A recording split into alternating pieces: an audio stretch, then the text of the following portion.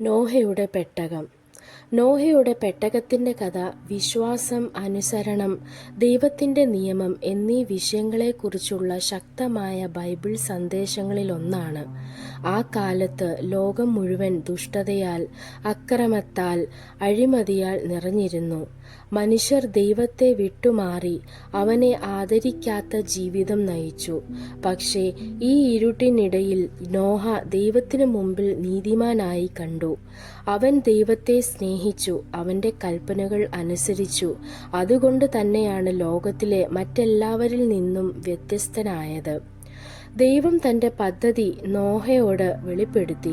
ഭൂമിയെ ശുദ്ധീകരിക്കാനായി വലിയ പ്രളയം വരും, എന്നാൽ രക്ഷപ്പെടാനുള്ള മാർഗവും ദൈവം പറഞ്ഞുകൊടുത്തു. നോഹയെ ഒരു വലിയ പെട്ടകം പണിയാൻ കൽപ്പിച്ചു.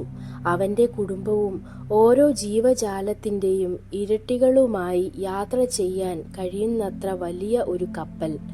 മറ്റുള്ളവർ അവനെ പരിഹസിച്ചെങ്കിലും നോഹ ദൈവവചനം വിശ്വസിച്ചു, കൽപ്പനകൾ അനുസരിച്ചു.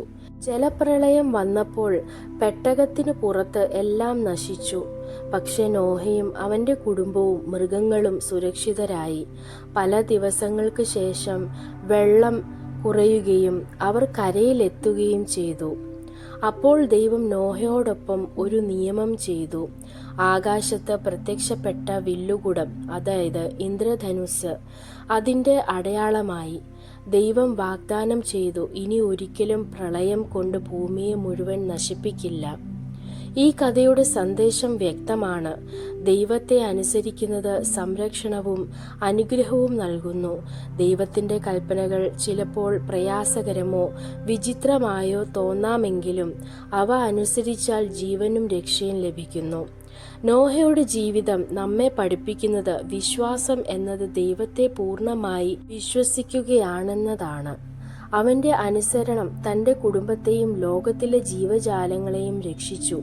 അതുപോലെ നമ്മുടേതുപോലെ അനുസരണവും നമ്മുടെ ജീവിതത്തിലും ചുറ്റുമുള്ളവർക്കും അനുഗ്രഹം കൊണ്ടുവരും. വില്ലുകുടം ഇന്നും തലമുറകളിലേക്ക് ദൈവത്തിൻ്റെ കരുണയുടെയും വിശ്വസ്തതയുടെയും ഓർമ്മപ്പെടുത്തലാണ്.